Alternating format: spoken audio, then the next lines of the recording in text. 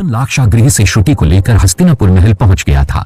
श्रुति पूरे रास्ते खुद को उससे छुड़ाने की कोशिश करती रही। वो लगातार रोते हुए दुर्योधन से उसे छोड़ देने और वापस चले जाने की बात कह रही थी। मुझे छोड़ दो, प्लीज मुझे छोड़ दो, हम वापस अपने समय में चले जाएंगे। किंतु दुर्योधन ने उसकी किसी बात पर ध्यान नहीं दिया और श्रुति उसकी मजबूत पकड़ से खुद को छुड़ाने में कामयाब नहीं हो पाई। दुर्योधन उसकी ओर देखकर जोर जोर से हंसने लगा। दुर्योधन ने महल के पास रथ को रोक दिया और श्रुति को धमकाते हुए कहा, ए सुंदर नारी, अब विलाप करना व्यर्थ है। आप स्वयं को भाग्यशाली समझें कि आपको इस हस्तिनापुर राज्य की रानी बनने का सुअवसर प्राप्त हो रहा है। यदि आप उस मनुष्य के साथ रहती तो यूं ही हस्तिनापुर के इन जंगलों में भटकती रहती, किंतु आपके भाग्य में वो जंगल नहीं, परम प्रतापी दुर्योधन की अर्धांगिनी होना लिखा है। अब हम राजभवन के समीप हैं, इसीलिए यदि आपको उस मनुष्य के प्राणों की चिंता है तो आप शांत रहें। दुर्योधन श्रुति को गुप्त मार्ग से राजभवन में एक कक्ष में ले गया, जहां उसने अपने विश्वसनीय सेविकाओं और सैनिकों के बीच श्रुति को रखा। उसने सभी को यह आदेश दिया कि राजकुमारी का विशेष ध्यान रखा जाए और कक्ष के भीतर ना तो कोई आ पाए और ना ही राजकुमारी को कहीं जाने दिया जाए। उसने सेविकाओं को आदेश दिया कि वो श्रुति को एक अप्सरा की तरह तैयार करें। सभी दासियां श्रुति को देख चकित थीं कि ये कौन है और इसने किस तरह के कपड़े पहने हुए थे। दुर्योधन के हाथ में अब तक वो डिवाइस थी जिसमें लाइट ब्लिंक हो रही थी और उसकी स्क्रीन पर कुछ एरर आ रहा था। अब उसका ध्यान उस अजीब सी चीज पर गया। वो श्रुति के पास जाकर उससे पूछने लगा, मैं आपसे कह चुका हूं, इन अश्रु श्रृंखला से कोई लाभ नहीं होगा। धैर्य रखो और मुझे बताओ कि यह वस्तु क्या है और यह आपके पास क्यों थी और इसे कहां से प्राप्त किया था। श्रुति को रुद्र की फिक्र हो रही थी। दुर्योधन की बात सुनकर वो कुछ सोचने लगी और फिर उससे बोली, ये कोई नॉर्मल डिवाइस नहीं है, ये बहुत पावरफुल डिवाइस है। मेरा मतलब है कि ये बहुत शक्तिशाली यंत्र है। इससे वो सब कुछ किया जा सकता है जो एक साधारण मनुष्य नहीं कर सकता। लेकिन मैं इसके बारे में नहीं जानती कि ये कैसे काम करती है। इसके बारे में रुद्र को सब कुछ पता है। अगर वो यहां होता तो वो बता पाता कि इसका कैसे इस्तेमाल किया जाता है। दुर्योधन डिवाइस को घूरने लगा और हंसता हुआ उस कमरे से बाहर निकल गया। वहीं दूसरी तरफ रुद्र पांडवों के साथ लाक्षागृह से निकलकर एक नदी के किनारे पहुंच गया था, जहां से उन्हें महामंत्री विदुर के बताए सुरक्षित स्थान एक आश्रम में जाना था। नदी पर पांडवों को कोई नाव नहीं दिख रही थी। वे समझ नहीं पा रहे थे कि महामंत्री विदुर ने तो उन्हें इसी स्थान पर नाव होने की सूचना दी थी, अब वो आगे कैसे जाएंगे। लेकिन रुद्र जानता था कि पांडवों ने नाव से ही नदी पार की थी, तो हो ना हो यह नाव जरूर होगी। वो आगे बढ़कर नदी के साथ साथ चलने लगा। पांडव सोच में पड़ गए कि रुद्र कहां जा रहा है। रुद्र ने उनसे कहा, मैं इस बारे में पहले से जानता हूं, यहां नाव जरूर होगी। आप सभी ने नाव से ही इस नदी को पार किया था। पांडव रुद्र की बातों से संतुष्ट तो नहीं थे, किंतु वो उसके पीछे पीछे आगे बढ़ने लगे। कुछ दूर आगे चलने के बाद उन्हें एक नाव किनारे पर लगी हुई दिखी। युधिष्ठिर ने कहा, रुद्र, हम तुम्हारे विषय में अभी भी स्पष्ट नहीं हैं, किंतु तुम्हारी बातों में सत्यता अवश्य है। नदी पार करने के बाद सभी लोग एक घने जंगल से गुजरने लगे, जहां माता कुंती को देखकर नकुल ने कहा, भ्राता श्री युधिष्ठिर, माता कुंती को विश्राम की आवश्यकता है। हमें उचित स्थान देखकर थोड़ा विश्राम करना चाहिए। सभी पांडवों ने नकुल की बात से सहमति जताई और एक बड़े बरगद के नीचे रात गुजारने के लिए रुक गए। इस घने जंगल में रुद्र को थोड़ा डर लग रहा था, जिसे देखकर अर्जुन ने कहा, रुद्र, तुम्हें भयभीत होने की आवश्यकता नहीं है। हम सभी रात भर बारी बारी से पहरा देंगे, तुम निसंकोच आराम करो। रुद्र को अर्जुन की बात सुनकर कुछ हिम्मत मिली, लेकिन वो जानता था कि वहां जल्द राक्षस हिडिंब आने वाला था। रुद्र ने पांडवों से अपने मन की बात नहीं की और वो सो गया। रुद्र के सो जाने के बाद पांडवों ने एक जोरदार हंसी सुनी। सभी पांडव चौकन्ने हो गए। इससे पहले कि वो समझ पाते कि यह हंसी किसकी थी, राक्षस हिडिंब ने एक पेड़ के पीछे से आकर रुद्र को उठा लिया।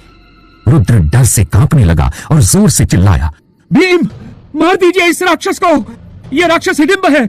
मैं जानता हूं इस राक्षस को आप ही मारेंगे।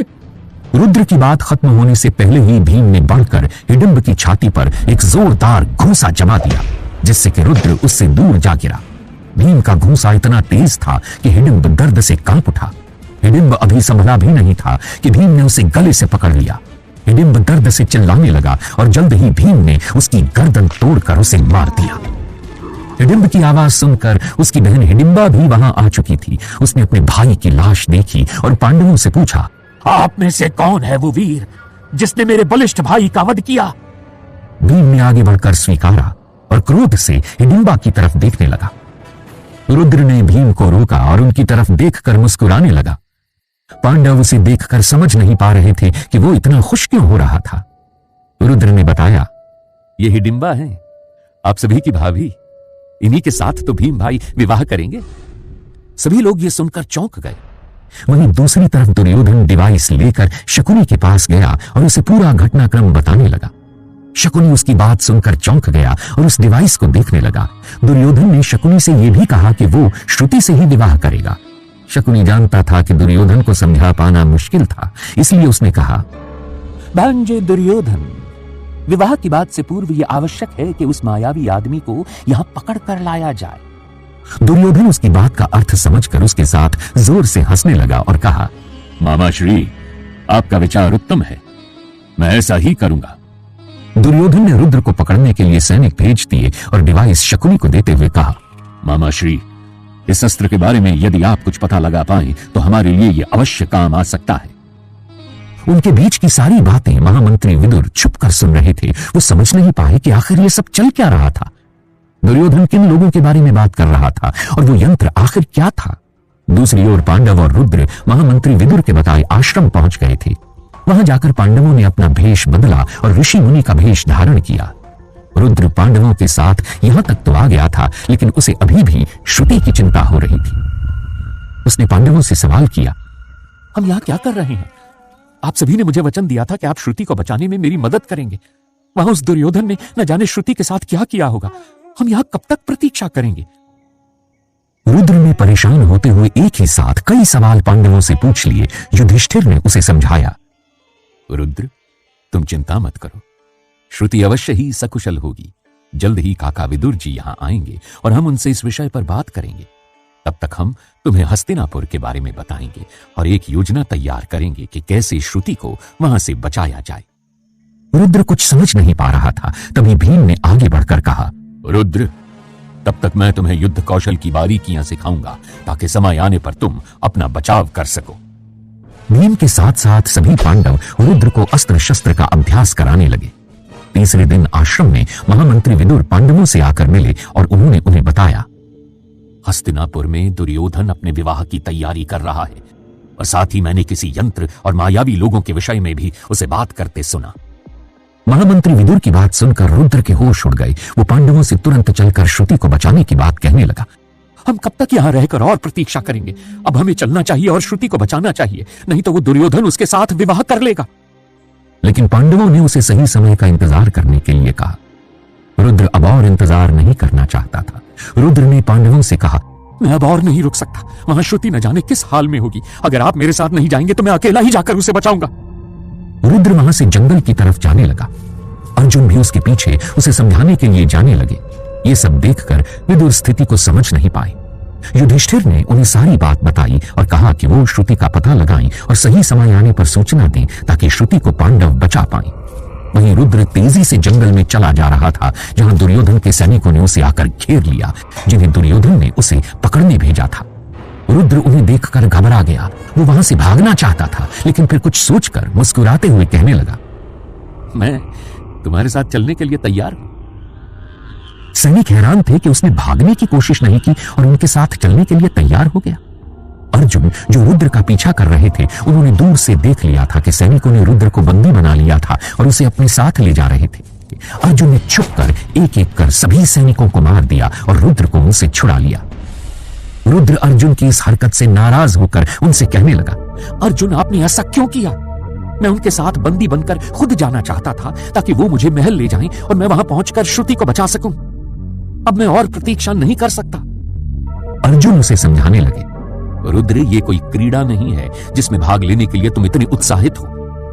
तुम दुर्योधन के क्रोध से परिचित नहीं हो। वो अत्यंत क्रूर है।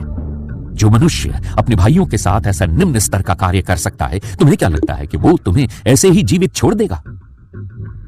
अर्जुन उसे अपने साथ वापस चलने के लिए कहने लगे। रुद्र श्रुति को बचाना तो चाहता था, लेकिन इस वक्त उसे अर्जुन की बात सही लग रही थी, इसीलिए वो अर्जुन के साथ आश्रम वापस आ गया। पांडवों ने हालात को देखते हुए रुद्र का भी भेष बदलवा दिया। वहीं दूसरी ओर शकुनी ने डिवाइस के बारे में पता लगाने के लिए बड़े बड़े ऋषि मुनियों से उस डिवाइस के बारे में जानकारी प्राप्त करनी चाहिए, लेकिन वो पता नहीं लगा पा रहा था कि आखिर वो चीज क्या थी। दुर्योधन के विवाह से पूर्व संगीत का कार्यक्रम आयोजित किया गया था। वहां पर श्रुति भी एक राजकुमारी की तरह दुर्योधन के साथ मौजूद थी। डिवाइस के बारे में सुनकर वहां एक व्यक्ति शकुनी से मिलने आया। एक सैनिक ने शकुनी को सूचित किया कि कोई व्यक्ति उससे डिवाइस के बारे में कुछ बात करना चाहता था। शकुनी ने यह सुनकर कार्यक्रम को रोकने के लिए कहा और उसे कक्ष में बुलाया। उस आदमी ने आकर बताया कि वो उस डिवाइस के बारे में बता सकता था। यह सुनकर कक्ष में उपस्थित सभी चौंक गए। उस व्यक्ति ने शकुनी से उस डिवाइस के बारे में जानकारी ली और डिवाइस को देखकर कहा कि वो इस डिवाइस की गुत्थी को सुलझा देगा। उस आदमी की बातें सुनकर श्रुति का चेहरा पीला पड़ गया। उसे वो आदमी डिवाइस का जानकार लग रहा था। वो मन ही मन सोचने लगी कि अगर इसने डिवाइस को एक्टिवेट कर लिया तो न जाने क्या होगा। वो परेशान होकर रुद्र के बारे में सोचने लगी। वहीं दूसरी ओर प्रेजेंट टाइम यानी 2022 में एक कमरे में बड़े बड़े कंप्यूटर स्क्रीन्स पर जो कुछ श्रुति और रुद्र के साथ हो रहा था, एक आदमी वो सब देख रहा था। ये कोई और नहीं बल्कि प्रोफेसर शास्त्री थे। उन्होंने पास्ट में जाने से पहले रुद्र और श्रुति को एक एक लॉकेट दिया था जिसमें एक स्पाई कैमरा लगा हुआ था। लॉकेट देते हुए उन्होंने कहा था कि ये इस रोमांचक सफर पर जाने से पहले उनकी तरफ से उनके लिए एक गिफ्ट था, लेकिन प्रोफेसर ने उसमें स्पाई कैमरा लगे होने की बात उनसे छुपा ली थी। जैसा सोचा था, ये तो उससे भी ज्यादा अच्छा है। दोनों को लॉकेट देना आखिर काम आ गया।